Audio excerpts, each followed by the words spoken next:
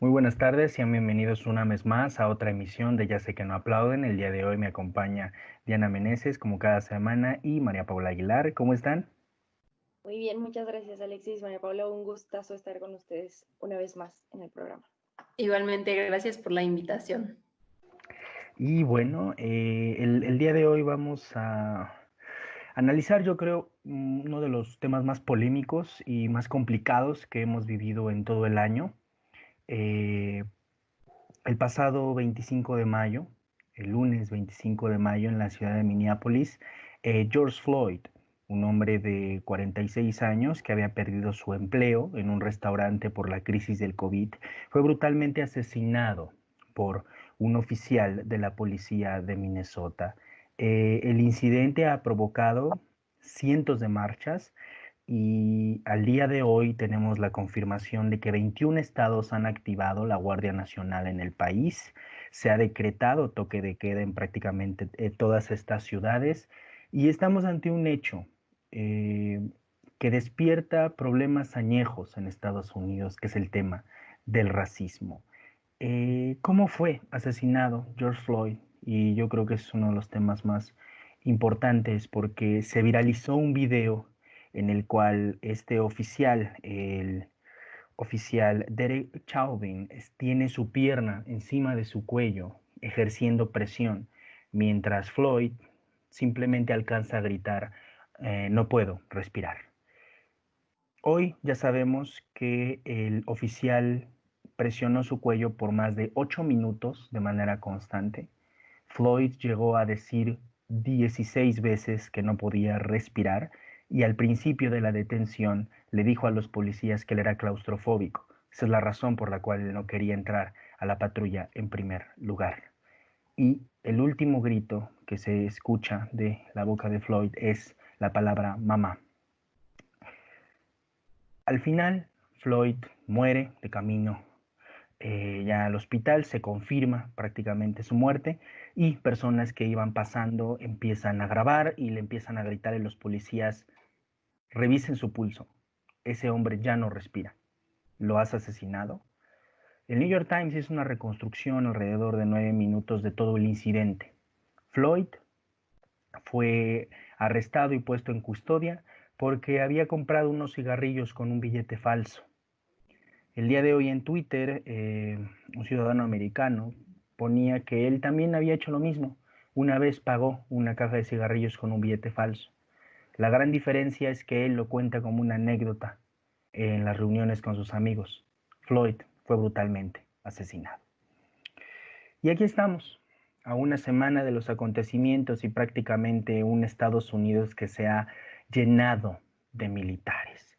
Y con ese preámbulo que yo creo que era importante, de aclarar la situación que ha detonado las protestas, Diana, empiezo contigo. Pues es bastante estremecedor, ¿no? Creo que tuviste una introducción muy realista, muy necesaria, como lo mencionas. Sin duda es una noticia que nos debería sensibilizar a todos, ¿no? Porque aun cuando el problema no nos atraviese directamente porque tenemos ciertos privilegios que reconocer, es un problema social muy importante al que no podemos darle la espalda, ¿no? No se trata de apropiarnos de una lucha, se trata de apoyarla y de construir nuestra idea de lo que la raza significa en nuestra identidad y cómo tiene impacto en la sociedad, ¿no? Sin duda, todas las movilizaciones que tuvieron lugar en Estados Unidos han dado la vuelta al mundo de distintas maneras, no solamente a través de redes sociales, sino también con muchas movilizaciones en Alemania, en Reino Unido, en otros países alrededor del mundo. Porque no es un problema exclusivo de Estados Unidos. Sin embargo, la manera y la brutalidad con la que Estados Unidos pretende negar este derecho a la manifestación totalmente legítimo es sobre todo inhumano. Me parece que también es importante hacer énfasis en que este movimiento de Black Lives Matter, de que la vida de los negros importan, no es un movimiento político, social, que tiene su surgimiento desde el 2013, alrededor de este año surgió como un hashtag que ya son parte importante y esencial de estas movilizaciones, por un caso muy similar, de un joven mucho menor. Entonces, es importante saber que el trasfondo de todo esto no es algo contemporáneo. Will Smith tuvo una frase muy viral en estos días en el que mencionó que el racismo no es algo nuevo, simplemente que el racismo se está filmando hoy en día en las calles de manera cotidiana porque tenemos este poder de tener el celular en las manos y poder grabar los momentos más importantes que nos rodean, ¿no? Pero el racismo es un problema estructural que ha aquejado bastante a estos grupos, vulnerando todas sus oportunidades. Y es importante reconocer que no es lo mismo el clasismo que aquí en México están argumentando, no es lo mismo la aporofobia incluso, pero van de la mano y no pueden deslindar el compromiso que tenemos como personas de reconocer que en cierto punto hemos interiorizado este racismo. Desde, una compañera mencionaba, decir que el color piel es aquel que tenemos propio, aquel que hemos normalizado, porque la realidad es que somos muy diferentes y no se trata solamente de la raza, sino también de la etnia, y es un asunto al que podemos irnos año tras año desde que la raza como tal ha sido esclavizada, como ha sido segregada, y como hoy en día es lamentable que siga siendo un mito la total inclusión de ellos, ¿no? Me parece que es absurdo creer que no es un problema y que no hagamos esta conciencia de aceptar que pasa en Estados Unidos, pasa en el mundo y que también pasa en nuestro país. Claro, el tema del racismo, como muchos otros temas, son problemas estructurales y Estados Unidos revive ese gran problema. Pareciera que nada hubiera cambiado, pareciera que después de 50 años de las largas marchas de Luther King o las movilizaciones de Malcolm X o de los grupos de las Panteras Negras, donde la mayoría de los miembros eran mujeres, pareciera que nada ha cambiado, pareciera que después de que un hombre afroamericano gobernara el país, después de 8 años, después de que un fiscal general fuera de color negro, parece que nada ha cambiado. Y hoy un hombre de 46 años es brutalmente asesinado por la policía, prácticamente por su color de piel, porque ninguna persona blanca hubiera vivido el sometimiento, ni siquiera hubiera sido sometida de la manera en que fue sometido Floyd. Y Floyd se convierte en una bandera. Floyd se convierte en un estandarte y un símbolo después de convertirse en un mártir. Dinos lo que piensas y creo que es un tema muy complicado en el sentido de que despierta pasados históricos y despierta problemas acá en México, pero creo que eso después lo agregaremos. Pero ¿qué piensas de todo lo que ha sucedido esta última semana en Estados Unidos? Pues creo que es muy importante ponerle en contexto como lo han estado haciendo ustedes dos. Creo que, no sé, mientras estaba como leyendo y compilando algunas ideas para poder platicar con ustedes, estaba pensando también en esta teoría que se maneja sobre cómo las libertades políticas están vinculadas también a la libertad y al poder económico que pues una sociedad adquiere. Creo que también si lo llevamos a un nivel más micro y en este sentido a la situación y el escenario que estamos analizando, creo que también vale la pena darnos cuenta que Minnesota es también un estado que ya estaba pues con una lucha activa en el tema, ¿no? Desde 2015 también hubo otro asesinato, otro caso de brutalidad policíaca con Jamar Clark, en donde se inició de una manera activa y probablemente pues más notable a través de redes sociales y en internet estas campañas que tenían diferentes organizaciones en pro de los derechos de la comunidad afroamericana en Estados Unidos. Entonces, ellos identifican, como pues nosotros hemos platicado hasta ahorita, que es algo estructural, que realmente, volviendo a mi punto inicial sobre la teoría que vincula las libertades económicas y políticas, la comunidad afroamericana, especialmente en el caso estadounidense, pues se ha visto afectada por la desigualdad, como es el caso de diferentes minorías que están o que forman la sociedad estadounidense. En el caso de Minnesota, 7% de la población es afroamericana. Y, por ejemplo, para ponerlo en perspectiva, este tipo de discriminación y racismo a nivel estructural lo estamos viendo hoy en múltiples escenarios. Obviamente lo estamos viendo en este lamentable caso de George Floyd, pero pues también no podemos quitar del análisis y del debate pues, la situación que estamos viviendo en términos de COVID.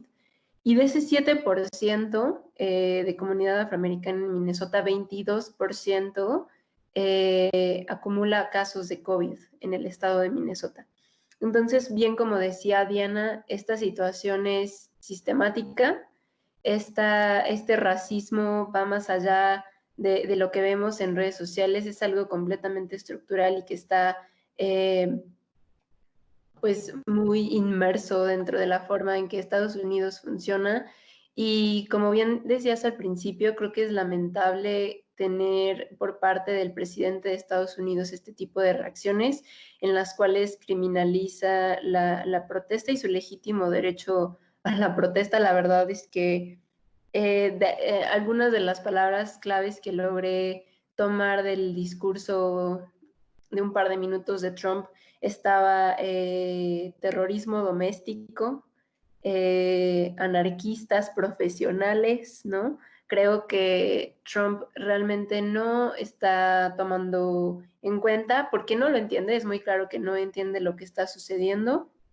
Es lamentable que haya y que esté intentando utilizar la fuerza que le ha sido conferida en su poder para este tipo de situaciones y lo está haciendo de la manera incorrecta, ¿no? Creo que es evidente que va a tener implicaciones a largo plazo y creo que lo más importante dentro de este análisis es lograr mantenerlo dentro de lo importante, que es lograr que la sociedad estadounidense y a través del mundo pues reaccionen y que ellos puedan hacer justicia y pues intentar dejar de lado otro tipo de temas que podrían como pues tal vez nublar la lucha actual, ¿no? Que está teniendo esta comunidad en Estados Unidos.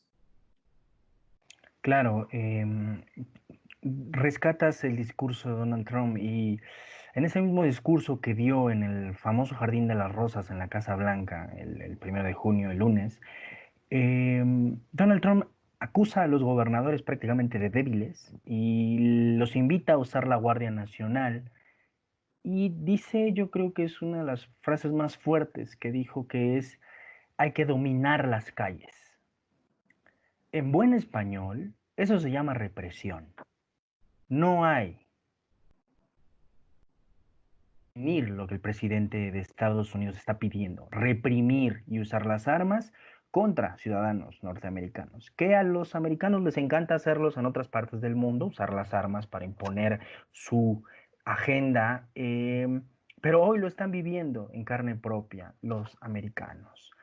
¿Y a qué ha llevado esto? Ha llevado, yo creo, a imágenes históricas. El domingo por la noche vimos prácticamente a la ciudad de Washington, la capital del poder político occidental, con flamas por las calles y mucho humo a través de ellas. Vimos una Casa Blanca prácticamente asediada por manifestantes. Corrieron las noticias falsas que supuestamente ya habían entrado. Yo nada más quiero recordarles que no es la casa de mi abuelita, que cualquier ladrón puede entrar. La Casa Blanca es uno de los edificios más resguardados de todo el mundo y hubiera pasado algo muy grave si hubieran intentado confrontar a los cuerpos policiales e intentar ir más allá de las 2 calles de distancia de las que estaban protestando. Y prácticamente Washington declara toque de queda después de los incidentes de la noche del domingo.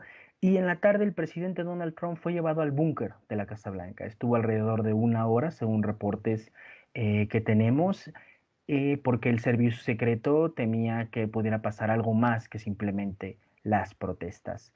Hoy tenemos confirmado que 140 ciudades de la Unión Americana han tenido protestas usando la bandera de George Floyd contra el racismo. Y ahí viene un tema que me parece fundamental, ¿no? ¿Cómo avanzar, ¿no? Porque lo que estamos viendo es ira, es rabia, es dolor, están destruyendo todo porque pareciera que no hay otra solución, pareciera que el sistema simplemente, el sistema norteamericano simplemente ha generado paliativos que no atacan verdaderamente al racismo, que no están en contra del racismo. Entonces la violencia se vuelve la única respuesta para estos grupos que están desesperados y están cansados. Como muchísimas otras protestas hemos visto y nuestro propio país ha visto esas mismas protestas violencias porque el sistema no permite que haya otras opciones. ¿Qué viene? ¿Qué debe suceder? ¿Qué caminos debe tomar? ¿Cómo lograr que esta fuerza que trae hoy las manifestaciones en contra del racismo norteamericano se conviertan en verdadera política, si le quieres poner eso en términos, en verdadero cambio de ley, en verdadero cambio institucional, si es que se puede tener cambio institucional o no se puede? Diana. A mí me parece que es importante señalar la supremacía blanca que sigue dominando en Estados Unidos y que es personificada por el mismo presidente. Y ese es el primer indicador de que una vez electo, aunque recordemos que las elecciones estadounidenses tienden a moverse por el bolsillo, no deja de ser cierto que el triunfo de Donald Trump fue a través de discursos sí xenófobos y sí racistas. Entonces, si el presidente lo personifica, la sociedad lo sigue replicando con toda intención, porque sabe que el respaldo lo tiene el jefe de Estado. Entonces, fueron muy duras las imágenes, muy cierto, pero me parece muy honesta esta frase popular en que las manifestaciones no son el problema, y como decía María Paula, no se trata de desviar la atención a los modos o a las circunstancias que han surgido a través del problema. Se trata de reconocer que son el síntoma de un problema muchísimo mayor, que es el racismo. Y como bien lo mencionas, Alexis, me parece que las cuotas que son muy tradicionales en Estados Unidos para las universidades, para las empresas, para muchas más dimensiones del sistema estadounidense, no son suficientes. Esto de decir que el menos 15% de tu población estudiantil, 15% de tu población empresarial tiene que estar conformada por afroamericanos, no basta, porque el problema no se soluciona con decir, ya están aquí, miren, sí tenemos uno, dos, tres, y aquí hay un afroamericano. Eso no soluciona nada. Y creo que hoy en día es prueba suficiente de saber que no se han empoderado.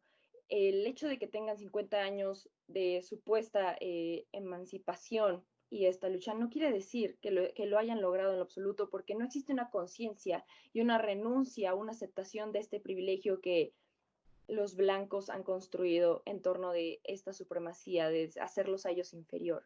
Se les ha considerado de manera histórica como una raza menos que la norma.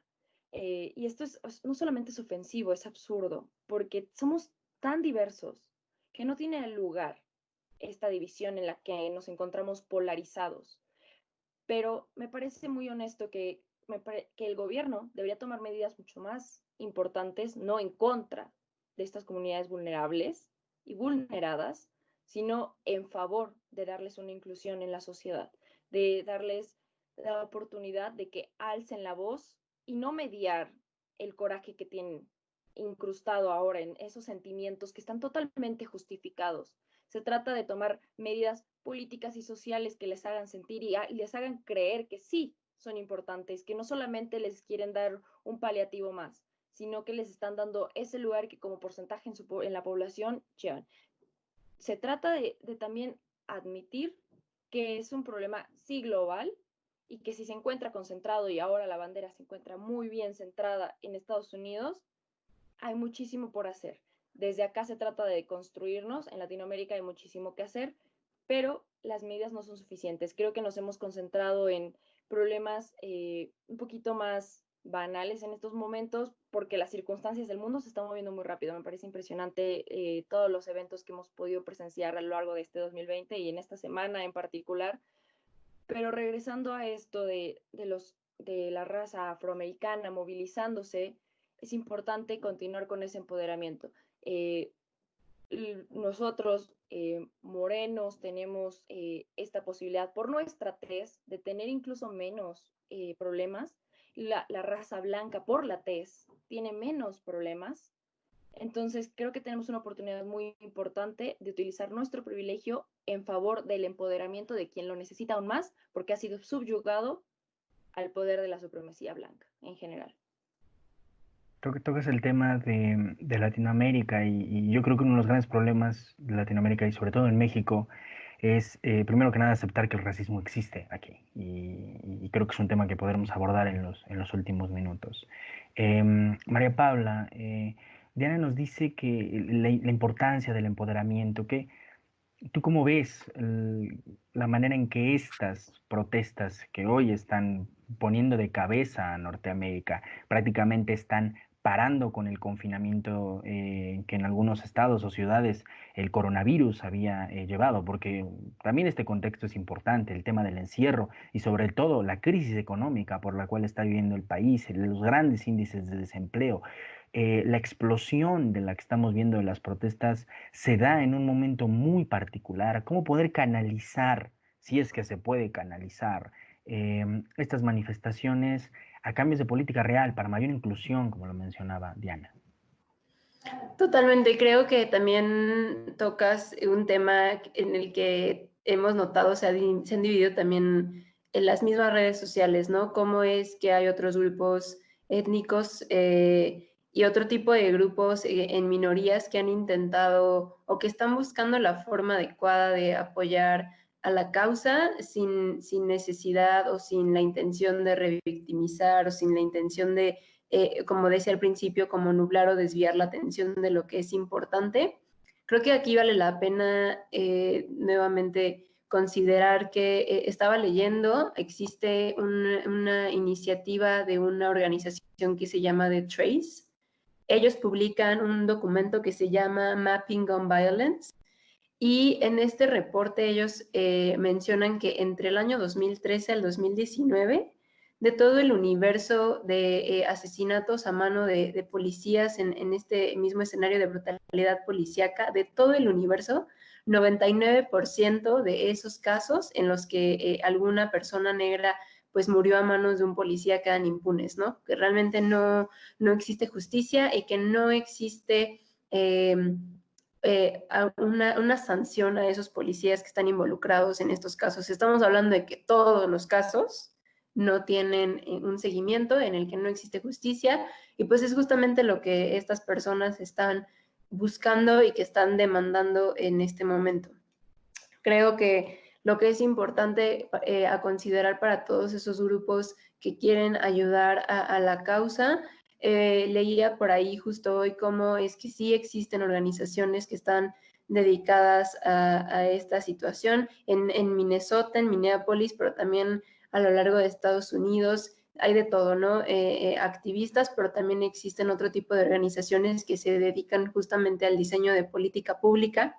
Y en este sentido también leía que existe una organización en Minnesota que lo que está buscando y lo que demanda es que se reduzca y que se limite el crecimiento del presupuesto para los departamentos de policía, especialmente en Minneapolis, porque como te mencionaba, Alexis y Diana, como les mencionaba y también a nuestro público, esta no es la primera vez que esta situación sucede, ¿no? Entrevistaban a una persona en Minneapolis y decía es que la pregunta no es dónde, es cuándo, porque ellos ya están acostumbrados, lamentablemente, y no debería de ser de esta manera, a que este tipo de escenarios sucedan. Entonces, creo que la mejor forma de ayudar y de apoyar a este tipo de comunidades, así como en cualquier otra situación o crisis, es hacernos a un lado, entender que probablemente no tenemos la respuesta y que estos grupos que han luchado durante años y que entienden de primera mano lo que está sucediendo, pues que tomen acción, ¿no? Te mencionaba que existen estas organizaciones en Minnesota en la causa, que te digo, hay algunas que están enfocadas a justo esta situación de la brutalidad policíaca, hay otras que están buscando en la integración en el escenario económico de la comunidad afroamericana. Y pues, ¿qué podemos hacer? Pues darle voz, obviamente, los que tienen pues esta posibilidad o que tienen estas plataformas, pues darle voz y luz a estas organizaciones, los que puedan, pues obviamente donar, ¿no? Para que estas organizaciones puedan mantener sus operaciones y que eventualmente pues logren su objetivo, porque creo que lo más importante a considerar es que están pidiendo algo básico, que es justicia y pues sus derechos más básicos, el derecho a la vida, su derecho al libre tránsito, a no sentirse amenazados cuando salen a donde sea. Entonces creo que en ese sentido, pues Estados Unidos ha fallado en proveer esa calidad de vida y esas libertades que presume, porque no son uniformes. Sabemos y en este momento nos damos cuenta que no todos los miembros de la sociedad pues gozan de las mismas libertades y los mismos derechos. Claro, rescatas un testimonio y yo agregaría ese testimonio que posiblemente esta no sea la última vez que veamos otro abuso por parte de las autoridades y posiblemente otro asesinato. Em, Buscar soluciones a este tipo de problemas estructurales siempre es complicado. Sin embargo, yo sí creo que sí hay un tema de responsabilidad generacional en el tema de buscarlas. Y el poder, porque al final de cuentas este es un tema de poder, como parece que todo lo es. La única manera de evitar, parar o cambiar es apoderándose. Y el poder no se pide prestado, el poder se arrebata. Y llega el momento de que también comprendamos que, por ejemplo, un tema como este, tan estructural, el tema de las policías y em, su abuso de poder, es entrar en el tema local. O sea, debe empezar una coordinación por parte de las comunidades para empezar a apoderarse de las alcaldías, de las fiscalías de distrito, de las fiscalías estatales, apoderarse de los jefes de distrito y poder tener ellos las negociaciones con los jefes de los sindicatos de policías. Es decir, este problema estructural solo se va a empezar a combatir, como creo que todo problema estructural se debe combatir desde lo local, porque es lo más pequeño, es lo más reducible y es donde los individuos de a pie pueden coordinarse e intentar cambiar, empezar a modificar las relaciones en el tema de la ciudad para empezar así a mover y empezar a debilitar lo que le da las bases a una estructura, que son los cimientos. Porque una estructura de un presidente racista solo funciona si las bases locales, estatales, son puramente racistas. Y ese es el tema, al final de cuentas. Para acercarnos a los últimos minutos, estoy pensando en recuperar una imagen que se hizo viral, en el cual están las letras de CNN, están los manifestantes y existe el letrero y al lado una bandera mexicana.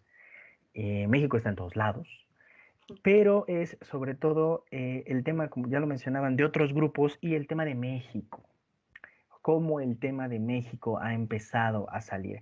Y me gustaría que hagamos unos breves comentarios sobre el tema de las protestas y cómo se ha empezado a descalificar estas protestas de que no son legítimas. Y vemos a varios blancos y a gente de derecha mexicana que no entienden muchas cosas, porque la derecha en México no entiende prácticamente nada, que el verdadero camino es la vía pacífica y rescatan la figura de Martin Luther King y no entienden también que en el fondo la lucha de Martin Luther King era desobediencia civil y estaba rompiendo la ley con muchísimas cosas que ellos estaban haciendo. Y al final de cuentas, como sus dos hijos en Twitter lo han estado diciendo y en entrevistas, al final lo mataron también. Aunque usó una vía pacífica, al final fue brutalmente asesinado. Estas protestas, y pienso en el tema de las protestas porque en nuestro país hubo una protesta muy particular en contra del presidente, en el cual colectivos de personas decidieron subirse a un carro y protestar contra el presidente. Y me gustaría cerrar con esos comentarios, con el tema de la protesta, qué protesta es legítima, qué protesta no, y sobre todo también cómo algunas personas quieren decirle a los que sufren y han vivido bajo el yugo cómo expresar su enojo ante la protesta. Diana. Bueno, me parece que da a pie a concluir primero este tema del racismo y cómo es que se vincula muy fuertemente con estos privilegios nuevamente de manera aquí en regional y vamos a cerrarlo en México. Existe algo que se llama pigmentocracia y es muy interesante cómo es que Oxfam sacó, me parece que el año pasado o el antepasado, si no me equivoco, un estudio donde demuestra que la tez importa muchísimo. Uno de cada 3 personas de tez blanca es parte del 25% más rico del país, un 52% más que los de tez morena y un 103% más que los de tez oscura. Esto nos habla de muchísimo privilegio. Mientras más clara sea tu piel, más posibilidades tienes de éxito, de incursionar en sociedad, de tener posibilidades económicas. Tan es así que en la educación superior, el 25% de educación superior es asistida por tez blanca, mientras que la tez morena tiene un lugar del 19% y la tez oscura de menos del 7%. Entonces, muchos de estos comentarios, y me voy a dirigir, es cómo es que la piel importa y los privilegios están muy presentes en nuestra sociedad, tenemos que reconocerlo.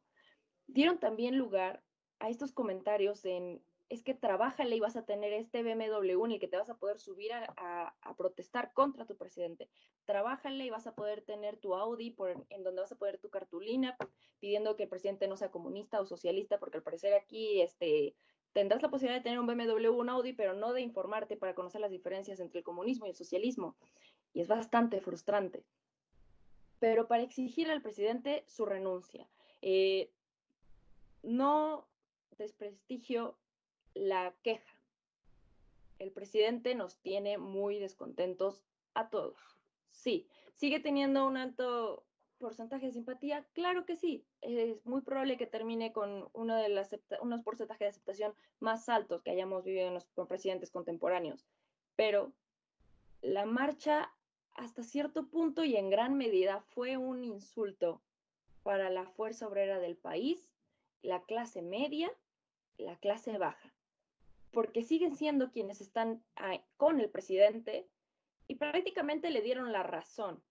Nos estás haciendo quedar mal a nosotros ricos con 5 carros en la cochera y no nos convienes, presidente. Le dieron la razón y toda su protesta solita perdió sentido en el momento en que iban pidiendo que apoyara las energías renovables encima del auto. Es un poquito frustrante entender que hay muchísimo descontento, pero la manera en que lo proyectamos definitivamente no es la adecuada. Y para aquellos que tratamos de mediar la situación a través de discusiones llenas de argumentos, de verdad que se está saliendo de control la polarización que sí está logrando el presidente, de manera que ojalá tuviéramos esta posibilidad de informarnos muchísimo más y tener discusiones más sustentadas, protestas de la manera que nos plazca. Adelante, tomemos este derecho a alzar la voz, pero que tengan lugar y sean oportunas. Tocas el tema de la pigmentocracia, un concepto que todavía le hace mucho ruido a muchas personas. Reconocer que el color de piel tiene una carga es fundamental para entender las dinámicas de exclusión como es el clasismo y el racismo. Y en Norteamérica lo tenemos muchísimo más claros por su pasado de esclavitud, su pasado de segregación y las grandes luchas por la libertad del 54 al 68. Y en México pensamos que no, porque no tuvimos esas grandes batallas, porque no tuvimos esas grandes banderas en nuestra historia reciente, pero ahí están. Y por eso mi intención de traer el tema a México, para reconocer que problemas estructurales como estos también están aquí, también afectan aquí, y reconocerlo, primero que nada, nos va a hacer entender nuestra empatía hacia nuestro país vecino, primero que nada, y no afirmar, como ciertos youtubers o líderes de opinión han dicho, que en este país no existe. Prácticamente habla de una ceguera de la que Diana hablaba. María Paula, tus comentarios sobre esto. Híjole, pues qué difícil concluir con este tema, me parece un tema para otra media hora, pero voy a intentar ordenar mis ideas para concluir. Creo que, pues sí, es real que en México pues existen las mismas dinámicas, como igual muy bien decían ustedes al principio, tal vez es algo que no está no ha sido tan reconocido o tan debatido como lo ha sido en Estados Unidos. Tiene poco, como 1 o 2 años, la verdad no recuerdo, que que fue reconocida la comunidad afromexicana en nuestro país. Creo que en ese sentido, en términos de reconocimiento, aún hay mucho por hacer.